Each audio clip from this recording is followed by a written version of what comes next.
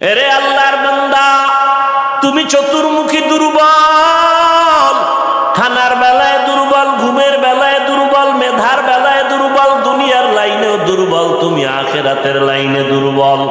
এখন যদি তুমি জান্নাতের পথে চলতে চাও, একা একা চলা যাবে না, তোমার সাহায্য নিতেই হবে। সাহায্য ছাড়া চলার কোনো রাস্তা নাই। তুমি কোরআন পড়তে জানো না, নবীর সুন্নত কোনটা বুঝো না। এখন যারা সুন্নত জানে, কোরআন জানে, তাদের কাছে যেতেই হবে। ওলামায়ে আহলে হকের পরামর্শ ছাড়া চলার উপায় নাই। সাহায্য ছাড়া চলা যাবে না। সাহায্য তুমি কার থেকে নিবারে বাবা? এমন একজন থেকে সাহায্য নাও যার মধ্যে কোনো অভাব নাই, যার পেছনে কোনো স্বার্থ নাই। দুনিয়াতে নজর করে দেখলাম স্বার্থ ছাড়া কোনো মানুষ দুনিয়াতে নাই। আছে? অভাব ছাড়া কোনো মানুষ নাই, বরং টাকা যার যত বেশি তার অভাব তত বড়। যারা যত বড় লোক তারা অভাব তত বড়। অভাব গরিবের 100 টাকায় সমাধান হয়, বড় লোকের 1,00,000 টাকায় অভাব সমাধান হয় না। এই স্বার্থ ছাড়া, অভাব ছাড়া একজন পাইবা, তিনি আর কেউ নয়, আমার আল্লাহ।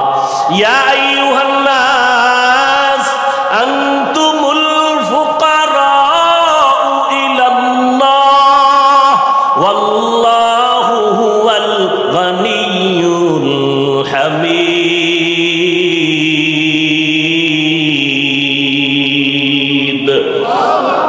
गर तवक्कुल मी कुनी हर सुबह शाम, मेरा सनद रिश्ते तू अजला मकाम। বাহাদুরি করিও না রে বাবা, অন্যের সাহায্য ছাড়া চলা যাবে না। দোয়াও কিন্তু একটা সাহায্য, দোয়াও সাহায্য। সাহায্য ছাড়া চলা যাবে না। মা বাবায় দোয়া করে, এর সাহায্যে আমরা বড় হয়েছি। মা বাবার ক্লান্ত পরিশ্রমের কারণে আমরা বড় হয়েছি, মা বাবার সহযোগিতায় বড় হয়েছি। কিন্তু স্বার্থ ছাড়া জমিনের মধ্যে কোনো মানুষ নাই, অভাব ছাড়া কেউ নাই। যার কোনো অভাব নাই তিনি হলেন আমার আল্লাহ, যার কোনো স্বার্থ নাই তিনি আমার আল্লাহ। এরে বান্দা, নিজের বড় মনে করলে ধ্বংস অনিবার্য। আল্লাহর এক বান্দা বড় আবেদ, আমার নবী সাহাবায়ে কেরামদের ঘটনা শুনাইতেছেন। বড় আবেদ, বনি ইসরাইলের ভেতরে নাম বড়, নাম ডাক বেশি, এত ইবাদত করতেছে। একদিন সিদ্ধান্ত নিয়ে নিল, ঘরের মধ্যে থাইকা ইবাদত একুরেট হয় না, মানুষের সাথে চলাফেরা, মানসিকতা নষ্ট হয়ে যায়। সিদ্ধান্ত নিয়া পাহাড়ের কিনারায় চলে গেল। পাহাড়ের উপরে উইঠা ছোট্ট একটা রুম বানাইয়া ওইখানে আল্লাহর বান্দা ইবাদত করে। পাহাড়ের চূড়ায় সাধারণ মানুষ সেখানে যায় না, মন মানসিকতা নষ্ট হয় না। আল্লাহর বান্দা পাহাড়ের চূড়ায় গিয়া ইবাদত করে। ঘরের ভেতরে মা বড় একা, আম্মাজান ঘরের মধ্যে বসে মোটামুটি জীবন যাপন করে। সন্তান আসে না, ইবাদতের মজা পাইয়া পাহাড়ের চূড়ায় উঠে ওখানে ইবাদত করে। একদিন মা মনে মনে ভাবলেন, আমার সন্তান আমার কাছে না আসলে তো আমি ও থাকতে পারে, আমি মা তো থাকতে পারি না। কারণ আমি মা, সন্তানের আমি গর্ভ ধারণ করে কত কষ্ট করেছি। মা সিদ্ধান্ত নিল, আমি হেঁটে হেঁটে পাহাড়ের কিনারায় যাইয়া আমার বাবার চেহারাটা একটু দেখা কলবের সান্ত্বনা দিব। আম্মা জান ঘুমের থেকে উঠা সকালবেলা সূর্যের গরম যখন শুরু, হেঁটে হেঁটে পাহাড়ের কিনারায় চলে গেলেন। আল্লাহর বান্দা আবেদ পাহাড়ের চূড়ায় ইবাদত খানায় নামাজ পড়ে আর আল্লাহরে সেজদা দেয়। আম্মা জান পাহাড়ের কিনারায় যাইয়া সূর্যের আলোতে উপরে তাকাইতে কষ্ট হয়, হাতটাকে কপালের সামনে নিয়ে ছায়া দিয়া উপরে হালকাভাবে তাকাইয়া এরপরে ডাক দিলেন, এই সন্তান, আমি তোর মা পাহাড়ের কিনারায় আসছি, একটু দেখা দাও। আমি মা তোমার চেহারাটা দেখার জন্য পাগলের মতো হয়ে গেলাম। আল্লাহর বান্দা পাহাড়ের উপর থেকে মায়ের কণ্ঠের আওয়াজটা শুনছে। এমন সময় ডাক দিছে মা, যেই সময় আল্লাহর বান্দা নামাজে দাঁড়ানো। চিন্তায় পড়ে গেল, এখন কি মায়ের ডাকে সাড়া দিব নাকি আমার মাওলার সাথে আমি কথা বলবো।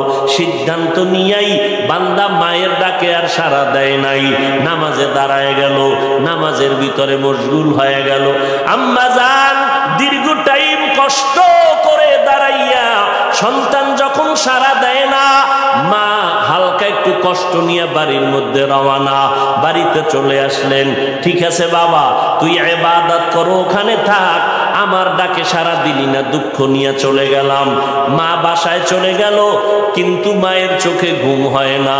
সন্তানের প্রতি যে মায়ের এত মায়া, ওই মায়ের সন্তান মায়ের মায়া কখনো বুঝবে না। যদি সন্তানগুলো মায়ের কষ্ট বুঝতো, জীবনে কোনো সন্তান মায়ের কষ্ট দিতে পারতো না, মায়ের চোখের পানি ফালতে পারতো না। মা রাতের বেলা ঘুমাইতে পারে না, কষ্ট বুকের চাপা দিয়া।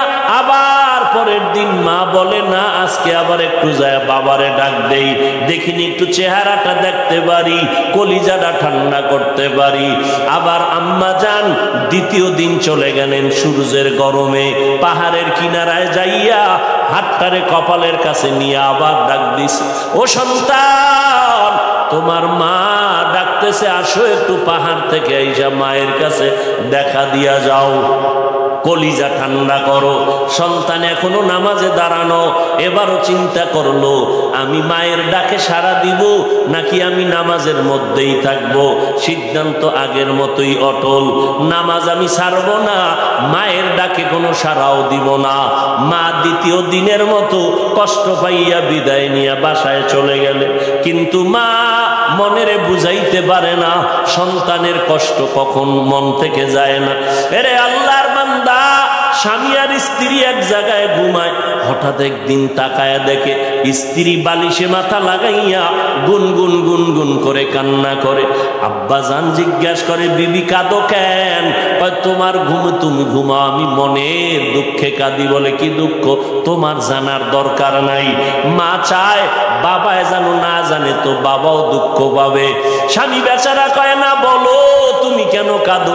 আমার মনে বড় কষ্ট লাগতেছে। কেন কাঁদো বলো? মা চোখের পানি ছেড়ে কয়, স্বামী আমার সন্তানের জন্য আমি জীবনটা বিলায় দিলাম। আজকের 7টা দিন হয়ে গেছে সন্তান আমারে মা বলিয়া ডাক দেয় না। আমি পাগলের মতো হয়ে গেছি। বলে কেন ডাকে না? বলে সন্তান একটা অন্যায় করতেছিল, আমি একটু ধমক দিছি, সন্তান রাগ করে আর আমার সাথে কথা বলে না। ঘরে আইসা প্লেটটা নিয়ে খানা খাইয়া পেছনের দরজা দিয়ে চলে যায়, আমার দিকে তাকায় না। এবার বাবায় বলে, বিবি তুমি আরামে ঘুমাও, সন্তানের চিন্তায় ঘুম নষ্ট করিও না। আজকে না কালকে সন্তান বুঝতে পারলে তোমার কাছে আইসা মাপ চাবে। মা ডাক দিয়ে কয়, স্বামী আমার, তুমি আমারে যত বুঝাও, আমি যতবার খানার প্লেট নেই আমি খানা মুখে দিতে পারি না, তোমারে বুঝাইতে পারি না। আমার খানার থেকে, ঘুমের থেকে সন্তানের মা ডাকে এত মজা। সন্তান যখন আম্মু বলিয়া ডাক দেয়, কলিজা ঠান্ডা হয়ে যায়। ও সন্তানেরা, ওই মা বাবা যারা কবরে রাইখে আজকে বাহাদুরি করো রে বাবা, ওই আল্লাহর বান্দি দ্বিতীয় দিনও কষ্ট পাইয়া বিদায়, কিন্তু রাতের ঘুম নাই, মনের মধ্যে বড় কষ্ট। নবীজি সাহাবায়ে কেরামদের সামনে ঘটনা বলেন আর কাঁদতেছেন। সাহাবায়ে কেরামরাও কান্নার আওয়াজ। মায়ার নবী বলেন, ও সাহাবায়ে কেরাম, ওই মা তৃতীয় দিন আবার চলে গেল পাহাড়ের কিনারায়, যাইয়া ডাক দিছে, বাবা একবার না, দুইবার না, তৃতীয়বারের মতো আমি তোমার দরজায় এসে গেলাম, একটু পাহাড় থেকে নাইমা সারা দাও। আজও সন্তান নামাজে দাঁড়ানো, আল্লাহর মহব্বতে আর মায়ের ডাকে সারা দেয় না। 2 দিন মা কষ্ট পাইয়া কিছু বলে নাই, চলে গেছে। আজকে কষ্ট পাইয়া আর নিজেরে কন্ট্রোল করতে পারে না, আসমানের দিকে তাকাইয়া একটা কথা বলিয়াই ফেলছে। আসমানের দিকে তাকাইয়া বলে, ও আসমানের মালিক, এমন সন্তান দিয়ে কি হবে আমার, যেই সন্তান আমার 3 দিনের কষ্ট বুঝলো না রে আল্লাহ, আমার মনটারে মানাইতে পারি না, ওর তো একদিন মরণ হবে। তবে আমার একটা দাবি, ওরে তুমি জেনাকারিনী মহিলার চেহারা না দেখাইয়া মরণ দিবা না। কঠিন এক কথা আসমানে লাগাই দিলেন, আসমানে কবুল হয়ে গেছে। মা বাবার দোয়া, বড়দোয়ার মাঝখানে কোনো পর্দা থাকে না, আর সে আজিমে ডাইরেক্ট চলে যায়। এই যুবক, জিরি মাদ্রাসায় বলে আসছি, আল্লাহর কসম করে বলে গেলাম, কুতুবদিয়ার মুসলমান, কসমের কথা বিশ্বাস না করলে তোমার ঈমান দুর্বল। আল্লাহর কসম, ওয়াল্লাহি বিল্লাহি তাল্লাহি, 3 বার কসম করে বলে গেলাম। বিশেষ করে যুবকদেরকে বলছি, মরার আগে যদি পঙ্গু হইয়া বিছানায় কষ্ট পাইয়া মরতে চাও, তাহলে মার সাথে বাবার সাথে বেয়াদবি কর, শিক্ষকের সাথে বেয়াদবি কর, মুরব্বীদের সাথে বেয়াদবি কর। আল্লাহর কসম, মরার আগে তুই পঙ্গু না হইয়া মরবি না, লিখে রাখ। আমার কথাটাকে যদি অবিশ্বাস করো, তোমার ঈমান চলে যাবে, কারণ আমি 3 বার কসম খেয়ে বলে গেছি। এখন তুমি পণ্ডিতেরা প্রশ্ন করবা, হাফিজ সাহেব তুমি মনের রাগে বললা না, তুমি দলিল নাও। ক্বালান নবিয়্যু সাল্লাল্লাহু আলাইহি ওয়া আলিহি ওয়া সাল্লাম, ইসনানি ওয়াজিলুহুমাল্লাহু ফিদ দুনিয়া আল বাগয়ু ওয়া উকুকুল ওয়ালিদাইন, আও কামা ক্বালান নবিয়্যু আলাইহি সালাতু ওয়াস সালাম। আল্লাহর নবী বলেন, 2টা অন্যায় দুনিয়াতে এমন আছে, যেই 2টা অপরাধ করলে মরার আগে জমিনে শাস্তি হবে। কয়টা অন্যায়? কি আপনাদের খারাপ লাগতেছে? মোনাজাত দিয়ে দিব? আমার তো কষ্ট, অনেক কষ্ট, মাইকটাও সুন্দর না, তারপর আপনাদের মহব্বতে কথা বলতেছি গলা ফাটাইয়া, কি করা। তারপর আপনারা বসলে একটু আমি কথা ফিনিশিং দিয়ে আসতেছি, আর একটু সামনে আগাবো। আল্লাহ সবাইকে কবুল করে। মদিনার নবী বলেন, 2টা অপরাধ আছে, যদি দুনিয়াতে করো মরার আগে শাস্তি হবে, মরার পরে নয়। 1 নাম্বার অপরাধের নাম জুলুম, 2য় অপরাধের নাম হলো মা বাবার সাথে বেয়াদবি। যারা মা বাবার সাথে বেয়াদবি করবে, নবী বলেন তাদের শাস্তি হবে মরার আগে দুনিয়ার জমিনে। যারা জুলুম করবে, ওস্তাদের ইজ্জতের উপর আঘাত করবে, ভাইয়ের উপরে জুলুম করবে, বোনের উপরে জুলুম করবে, প্রতিবেশীর উপরে জুলুম করবে, গরিবের উপরে জুলুম করবে, এই জালেমের বিচার আমার আল্লাহ মরার আগেই করে নিবেন। ও আল্লাহর বান্দারা, মা যখন কথাটা বলেই ফেললেন, আসমানে কবুল হয়ে গেল। কি বরদোয়া করলেন? মা গেছেন, ভুলে গেছেন? জেনাকারিনী মহিলার চেহারা না দেখাইয়া মারবা না।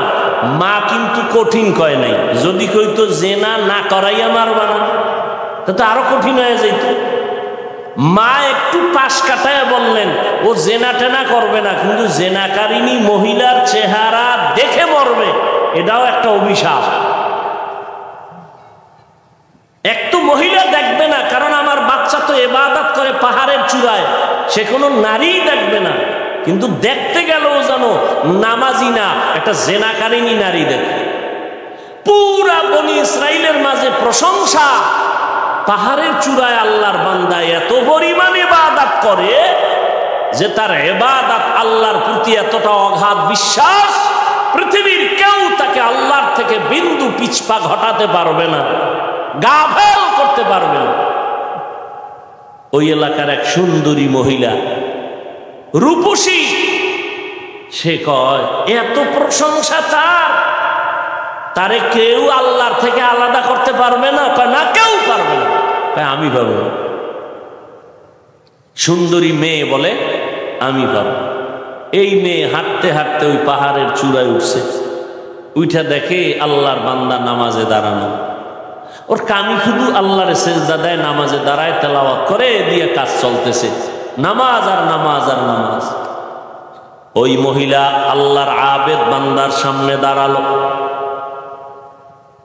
যেই সুরাতটা ধরলে আল্লাহর বান্দার নজর চলে আসবে, জিনা করার জন্য বাধ্য হবে, এমন কৌশল কোনোটা বাদ দেয় নাই মহিলা। কিন্তু তাকায় দেখে আল্লাহর বান্দা একটা নজর কোনো দিকে ডান বাম করে না, নিচের দিকে নজর, আল্লাহর মোহব্বতের ভিতরে মশগুল। বলবেন মহিলা হাতটা ধরবে না? রে বাবা, এটা সম্ভব না। আল্লাহর উপরে ভরসা কইরা যারা চলবে, এদের গায়ে টাচ করার ক্ষমতা কোনো বাহাদুরের নাই। যদি হাত বাড়ায় তোর হাতটা সাথে সাথে বাঁকা হয়ে যাবে। ইব্রাহিম নবী বিশ্ব সুন্দরী সারাকে নিয়ে যাইতেছিল মিশরের উপর দিয়া, জালেম বাদশা খবর পাইয়া সুন্দরীর টাইনা নিয়ে আসছে। ইব্রাহিম নবী গাছতলায় বয়ে খায়, আল্লাহ, আমি না নবী, আমার স্ত্রীর উপরে যদি আঘাত করে চরিত্রের, তামার নবুয়তের হালাত কি হবে? আল্লাহ কয়, হেফাজত আমি করব, তোমার ভয় লাগে? তোমার অন্তর্চক্ষু খুলে দিলাম, ওই বাদশা জালেম তোমার স্ত্রীর সাথে যা করবে তুমি গাছতলা বয়ে সব দেখবা। জালেম নিয়া আসল রুমের মধ্যে ঢুকাইয়া যখন হাত বাড়াইছে, হাতটা বাঁকা হয়ে গেছে, অবশ হয়ে গেছে, একবার, দুইবার, তিনবার। পরে বেডি ইব্রাহিম নবীর স্ত্রীর কাছে মাপ চাইছে। মাপ চাইয়ে কয়, তোমার মধ্যে এমন কি পাওয়ার, আমি হাতটা আগাইয়া গেলেই বাঁকা হয়ে যায়? এই মহিলা, তোমার মধ্যে পাওয়ার কি? আমার মধ্যে কোনো পাওয়ার নাই, একটা পাওয়ার, আমি আল্লাহর একজন নবীর স্ত্রী। তাই নাকি? বলে হ্যাঁ। কই সে নবী? বলে গাছতলায়। ডাকো, সম্মানের সাথে ডাকো, মাফ করে দাও আমাকে, অন্যায়ের থেকে মাপ চাইলাম।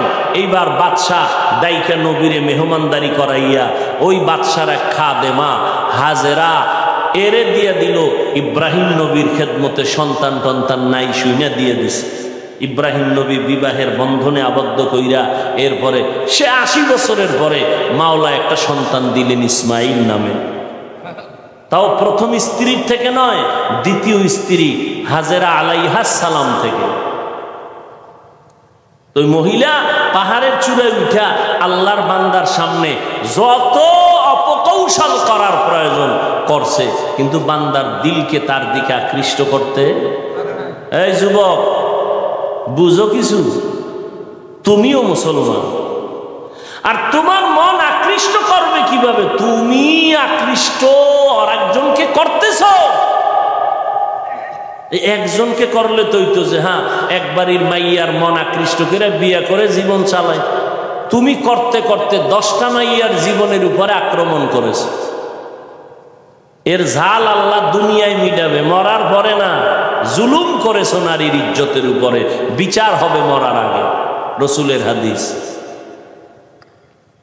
মহিলা এবার সার্থক না ব্যর্থ দেখছেননি আপনারা? এরম বেউস পাহাড়ের চূড়ায় মহিলা কি সার্থক না ব্যর্থ? সার্থক। ব্যর্থ হয়ে গেল, পুরুষের সাথে দুর্বল হয়ে গেল, পারল না, জিততে নাইমে আসে নিচে। যখন সোজা পারি নাই, এবার বাঁকা তোরে ঠিক করুন। বাঁকা কি? নিচে নাইমে চলে গেল। ওই পাহাড়ের পাশে একটা বিশাল খোলা ময়দান, ময়দানের ভিতরে একটা রাখাল বকরি চড়ায়। ওই রাখালকে ধরলো, রাখালের সামনে যাইয়া অপকৌশল করে রাখালের সাথে জিনা করেছে এই নারী। একটা ছেলে সন্তান হয়ে গেল।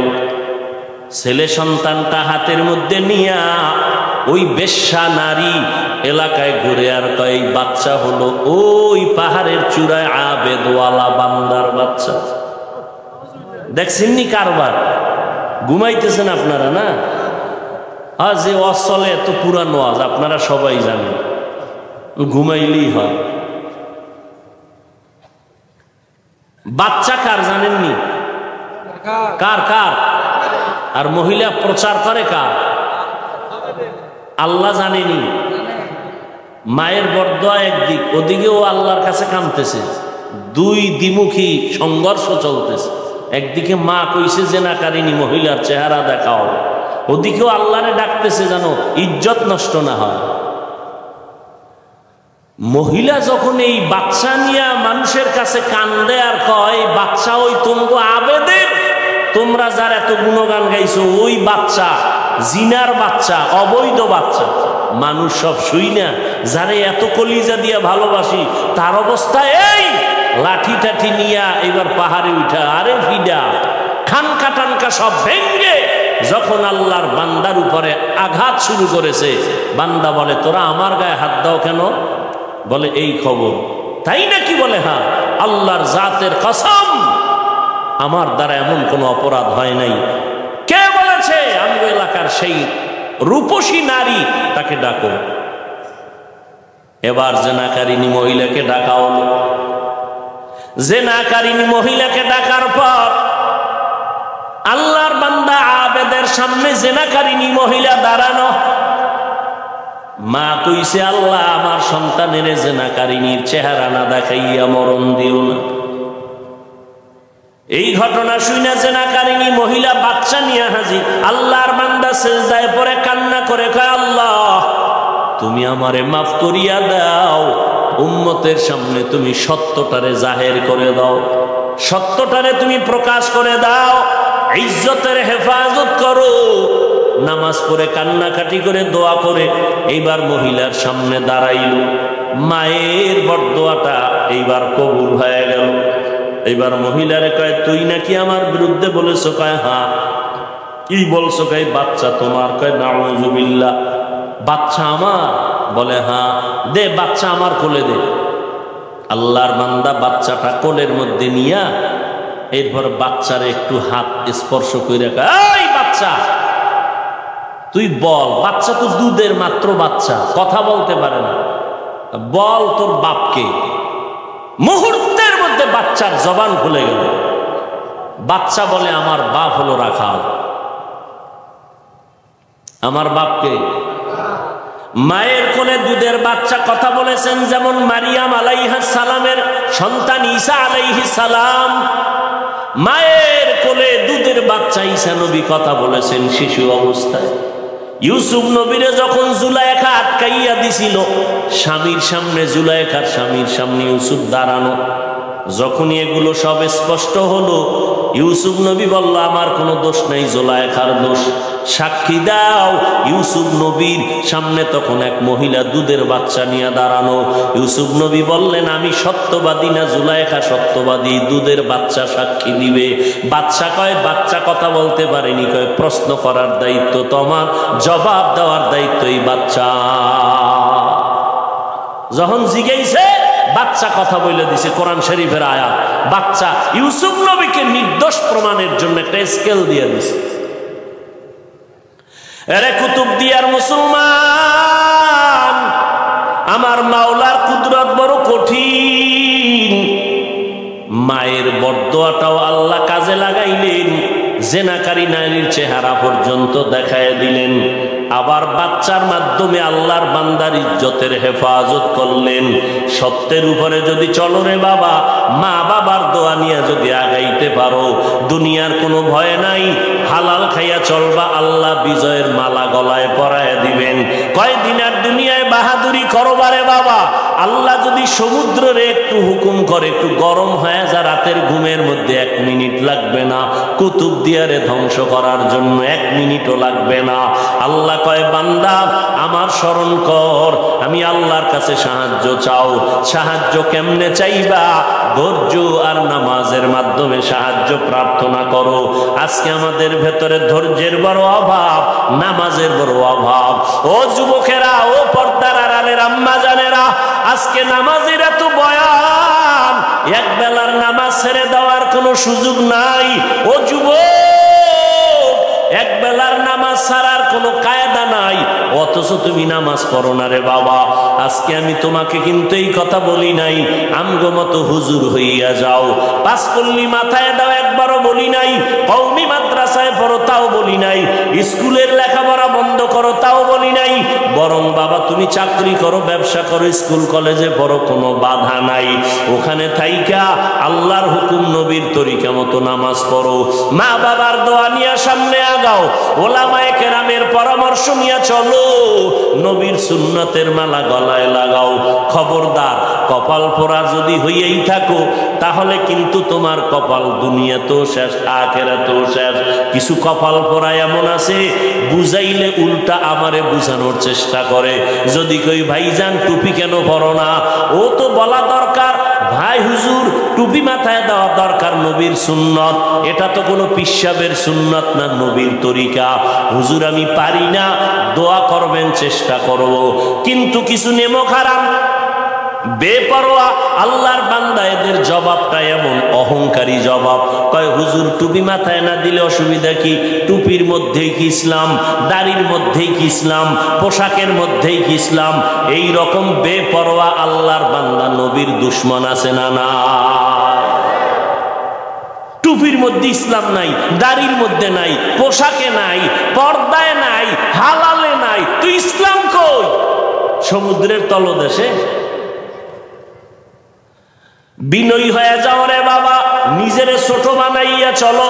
কোন আলেম যদি বলে বাবা নামাজ কেন পড়ো না, তোমার জবাব থাকবে হুজুর নামাজ অবশ্যই পড়া দরকার, আমি চেষ্টা করি পারি না, একটু দোয়া কইরা দেন সামনের থেকে যেন নামাজ ধইরা ফেলাইতে পারি।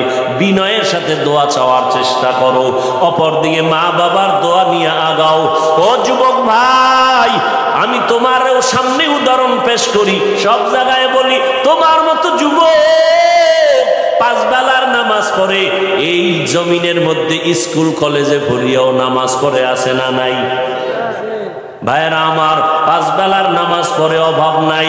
তোমার আমার মতো যুবক সন্তান নবীর তরিকা মতো চলে, চাকরি করে, ব্যবসা করে, অভাব নাই। আল্লাহর মোহাব্বত নিয়া আল্লাহ